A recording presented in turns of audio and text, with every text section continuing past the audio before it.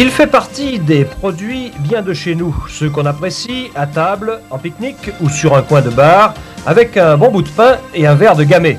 Celui-ci est en vedette car il a été consacré numéro 1 par des spécialistes. Il a le goût du terroir.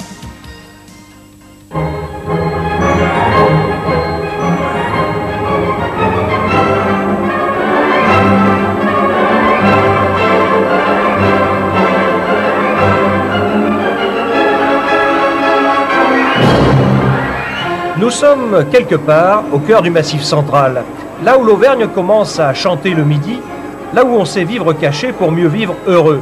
Surtout lorsque de père en fils, on continue à jouer les apprentis sorciers en se persuadant de croire que le consommateur est encore capable de faire la différence entre le bon et le reste. Qu'est-ce que vous avez mis dans cette viande là? Vous pouvez nous le dire? Du sel, du poivre. Non, il y a autre chose. C'est le secret de la famille, ça. Ça sent bon en tout cas. Oui, ça sent bon. Ça sent bon. Il n'y a pas moyen de savoir. Hein? Mais non. Non, non, monsieur, bien sûr.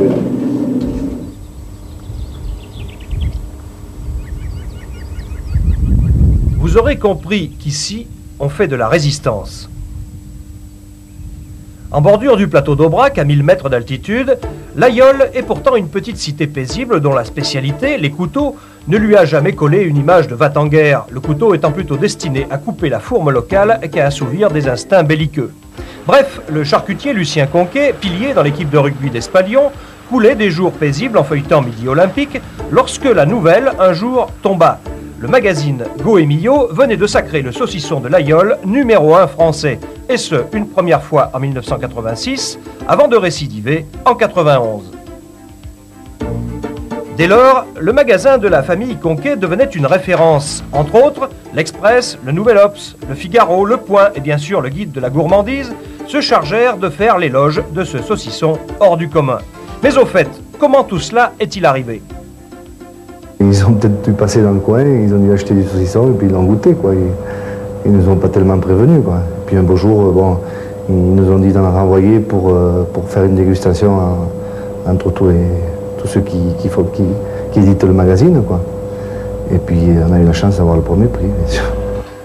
Très bel aspect, bien sec, beau à la coupe, viande d'une belle couleur rouge, très serrée, proche d'une viande séchée, goût de pays, fin et savoureux, beaucoup de mâche et de longueur en bouche.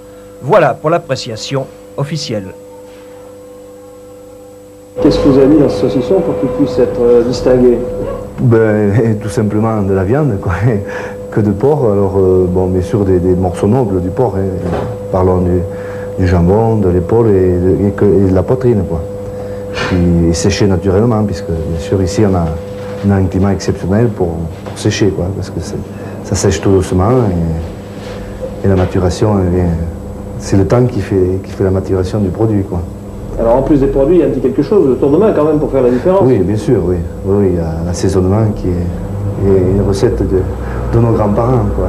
C'est le secret? C'est le secret de famille, oui. Alors c'est pas la peine que je vous demande le secret? Non. Non. Pas la peine d'insister, mais on a quand même pu localiser le gisement au village de Latéris, du côté de la limite Aveyron-Cantal, là où s'élabore la matière première de ce produit haut de gamme. On est dans une région excentrée et pour faire du porc, on a des coûts de production qui supérieurs aux autres régions et là nous avons donc un marché qui nous permet de mieux valoriser notre cochon. Et donc ça justifie l'investissement que nous avons fait. Sinon, probablement, nous ne les aurions pas fait. Bon, aujourd'hui, je sais pas, je vais en prendre une dizaine, voilà. Il est évident que pour se classer saucisson numéro 1, il est indispensable de travailler une matière première en rapport avec les objectifs. Ici, le porc est élevé jusqu'à 3 mois et demi, 4 mois, avec une alimentation à base de céréales, et il ne quittera pas les lieux sans afficher sur la balance au minimum 120 et jusqu'à 150 kg. Un gage que la viande sera mûre, et comme tout se paye, ça fera 100 francs de plus par animal. C'est sûr que de travailler en collaboration avec un éleveur qui joue le jeu, hein, c'est très important parce que pour nous, le produit de base, il faut qu'il soit de qualité pour faire de la bonne qualité après, bien sûr.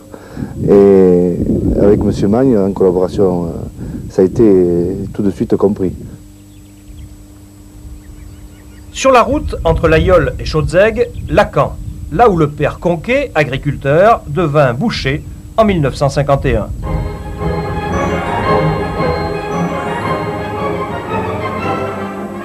Lucien et André Conquet sont à l'ouvrage. Chaque début de semaine, 10 à 15 porcs, selon la saison, sont transformés ici, selon les règles héritées du père.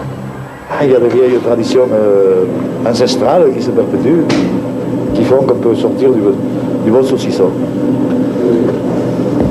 Quel pourcentage de gras et de maigre dans vos préparations là? Dans notre préparation, bon, on met 25 à 30% de poitrine. Mais c'est pas vraiment du gras pur, la poitrine. Vous avez vu, la poitrine, il y a du maigre et du gras. Donc, c'est des gras qui sont bons. C'est du gras de régime, quoi. Oui, ah ouais. Il est bon pour le cholestérol. Il faudra que je le dise au docteur, tout ça.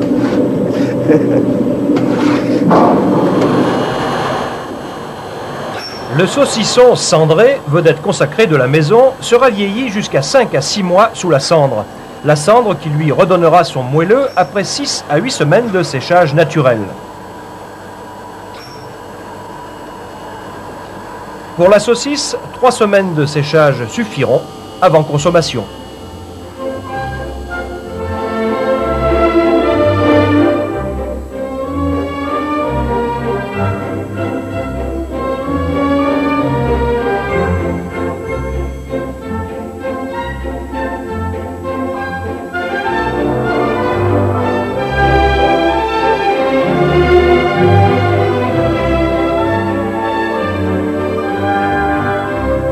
Les saucissons, bon, ils demandent qu'à être bien soignés. C'est comme de tout, ça, c'est comme un peu comme une belle fille. Le saucisson, voyez, il faut qu'il... Je ne sais pas quoi vous dire, mais... Ah non, mais c'est bien, c'est évocateur. Là, vous me surprenez. Évidemment, le cochon n'a pas encore réussi à déboulonner le taureau, emblème incontournable de la race Aubrac, fierté ancestrale du pays. Mais le saucisson a multiplié ses adeptes. La clientèle de base, c'était bien sûr celle de la région, clientèle au devant de laquelle André Conquet continue d'aller à l'occasion des marchés hebdomadaires, comme ici à Saint-Chély-d'Apcher. Clientèle touristique aussi, de plus en plus nombreuse dans cette région qui a su profiter du retour à la nature et de l'attrait de la bonne bouffe. Clientèle parisienne enfin, la filière Auvergne-Aveyron, ne manquant pas de s'activer pour promouvoir les produits du pays où les bougnats ont laissé leur cœur. De quelle manière travaillez-vous avec la capitale, justement? Soit avec des brasseries, des bistrots à vin, des charcutiers, des épiceries fines, quoi. Même dans des très bonnes brasseries, notamment dans les bistrots à Guy Savoie ou comme ça, qui vendent le saucisson en amuse-bouche ou comme ça, quoi, dans les bons restaurants. Et ça marche bien? Ça marche bien. On a aussi Monsieur Loiseau à Saulieu qui nous fait expédier des saucissons toutes les semaines, quoi.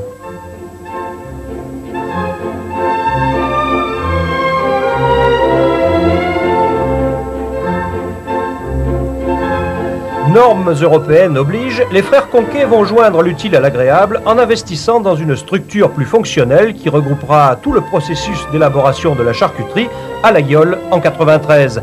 Mais changer d'outil ne signifiera pas forcément changer d'esprit. Le saucisson de l'Aïole n'est pas en danger. Enfin, ouais. Ça ne sera pas l'usine. Ah non, non, d'abord on n'a pas les moyens de monter une usine. Puis après ça fait plus famille, ça fait plus artisan comme on est. On veut conserver le cachet d'artisan. On est des artisans et on veut le rester. C'est vrai.